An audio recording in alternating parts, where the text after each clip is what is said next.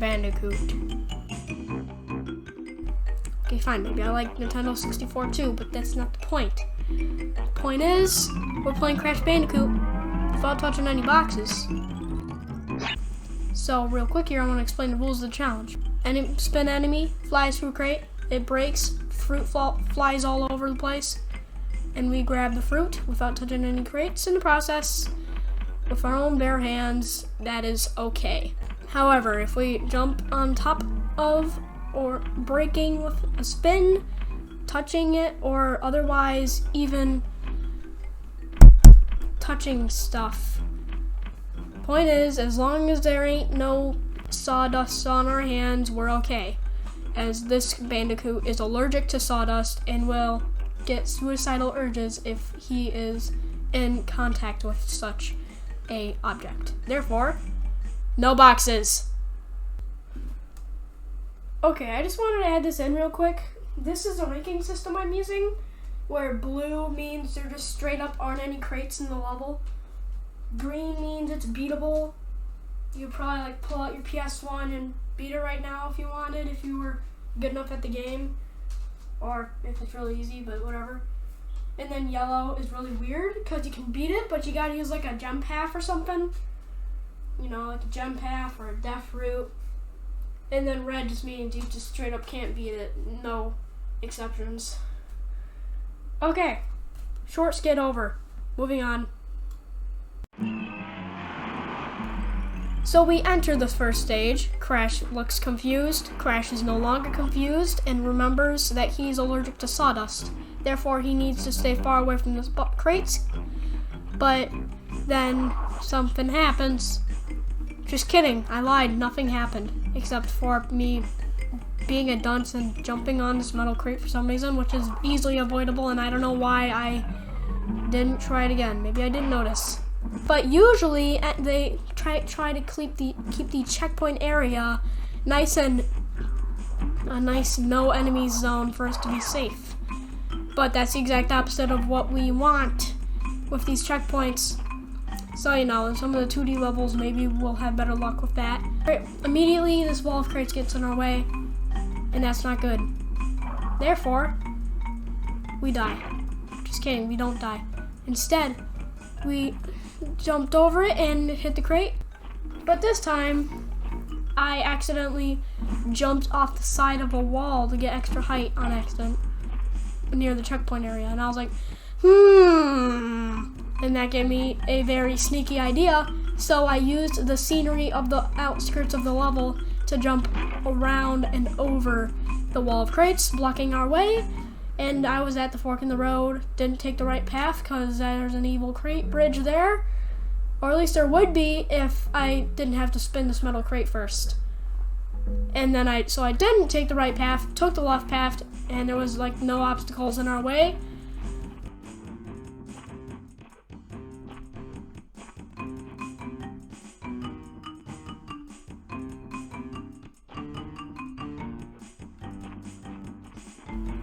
And there was the exit. I jumped in the exit, and Crash realized he was in a bonfire. Therefore, he jumped up really high and ended up in the second level.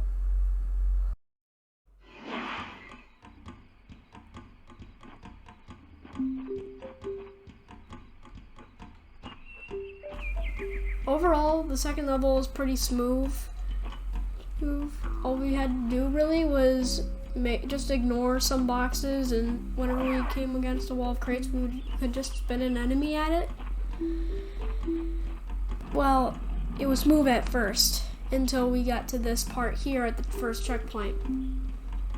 And even though I had given myself 100%, that way I wouldn't have to actually beat the levels and have to worry about bonus rounds and stuff, because I can't get those. Maybe it's possible to get some of them, but I just don't want to have to deal with save points. So I just gave myself 100%. So now I have these gems, but in this case, the green gem wasn't able to help me, and I'm not sure if I'm even allowed to use those. So thankfully, it didn't help me get through this level, and I got stuck. This was the end of the second level. Nope. Alright, this one, for some reason I kept getting killed here. But, you know, after I got past that hurdle, boulders was really easy. Upstream was a little tricky.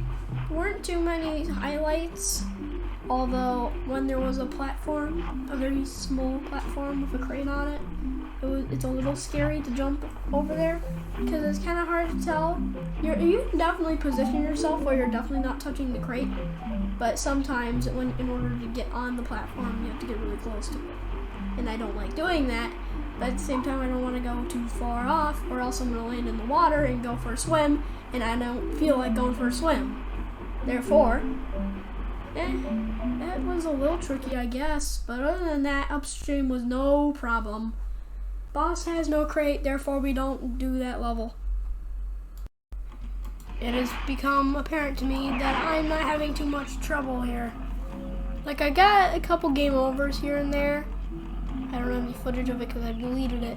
But, you know, I spun some enemies in crates because they put a lot of the Venus flytraps in front of crate walls, I noticed. And I kept spinning the enemies into the little stack of TNT and Yakuwaku. And I didn't have much problem. Normally, traps where I'd be like, oh, I want to get that one up in the middle, but am I going to blow up the TNTs trying to do it? And then but, you know, we're not touching any crates at all in this challenge, so they weren't much of a big deal. And since the last jungle level I did was impossible, I was a little worried about this one, but apparently I had no reason to worry, and I was able to finish it. As you can tell, Crash, instead of playing the level normally and easily dodging every single crate in the level, instead decided it would be a good idea to hitch a ride in a hog. Other than some janky hitboxes messing me up and me dying a bunch, this was a piece of cake. Unlike Native Fortress, which I don't even have same thing as Great Gate, impossible first time you see it.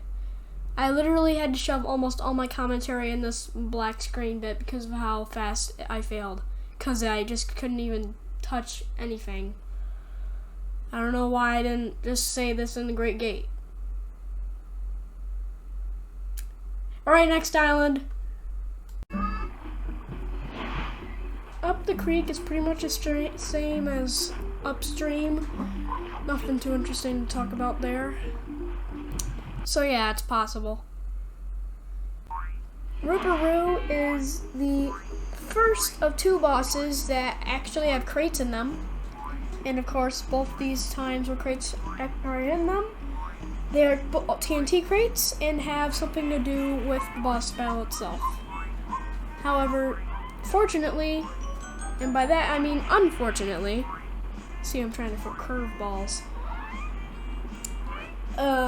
Yeah, you kind of need to jump on them to set them off to blow up Rooparoo, so that's not happening.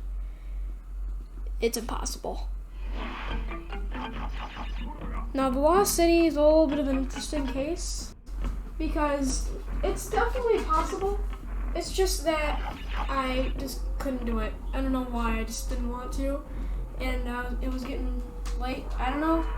Insert excuse here. Point is, I probably could have beaten it if I hadn't given up, because doing this level without checkpoints is really flippin' annoying. I'm not doing that again.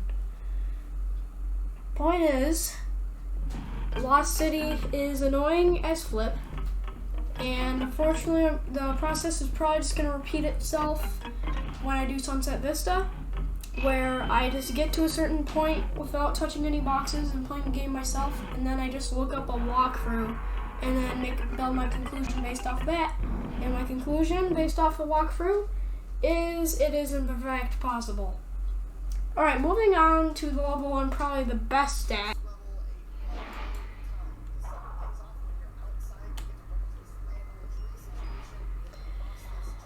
So Temple Ruins, as you've probably heard, I'm pretty good at least compared to other levels. This is the level I would farm for lives when I was stuck on Sunset Vista, but I can't do that anymore for obvious reasons, seeing as I am currently jumping around, doing crazy stuff, spinning enemies and getting tons of way more Wumpa fruit than I probably should be in this challenge. But point is, I had way more trouble in this level for some reason because Crash cramps. well then, point is I had way more trouble in this than normal for some reason. It didn't really have too much to do with the challenge, I don't think. Although one time when I actually made it to the spider, where they got the checkpoint right in front of the spider, which I don't think I have footage of. Actually I do, right here. But, you know, I would hit that checkpoint a lot on accident. So, yeah. Other than that though, it was pretty manageable. See this bridge? It is in fact a road to nowhere. But, watch this. See this? See that? It's impossible, isn't it? Well, guess what? It is, in fact, not impossible. In fact, you can do that. Whatever that is. Holy. What? Like, I was completely flabbergasted when that happened, as you could see, as you just saw. And I just kept doing all of these things perfect, and then all of a sudden, getting killed. Okay, so this was really easy for some reason. There were barely any crates and none of them got in my way. And I beat it first try. So I went down the jump path and died to like the first enemy, and then I moved on. Tokens are in that secret area I showed you. So, boom! We're doing this again. Oh hog, see this? I wasn't able to beat it, although that was not related to the crates, and I watched a walkthrough, and none of them really got in the way. Therefore, it is, in fact, very possible to do this level. Alright, here we are, Sunset Vista. And like I said, like the Lost City, I tried it out for a little bit, just to see if I could do it. I made it like, I don't know, like a tiny ways in, I guess. I did some stuff, but, you know, I did practically next to nothing, and then I just watched a walkthrough of it. That's going to be a theme in this video, by the way. Now, Koala Kong actually does have crates, but they're really easy to avoid, and you're kind of supposed to not touch them at all anyways, although, you know, you can touch them if they are on the ground already. But you probably already did this challenge with that level on accident already. I mean, again, just like almost every other level past Sunset Vista, I just watched a walkthrough after dying a bunch. But, you know, it's possible. Cortex power. Same case as heavy machinery is possible, we know. Now you think it would be more interesting than that.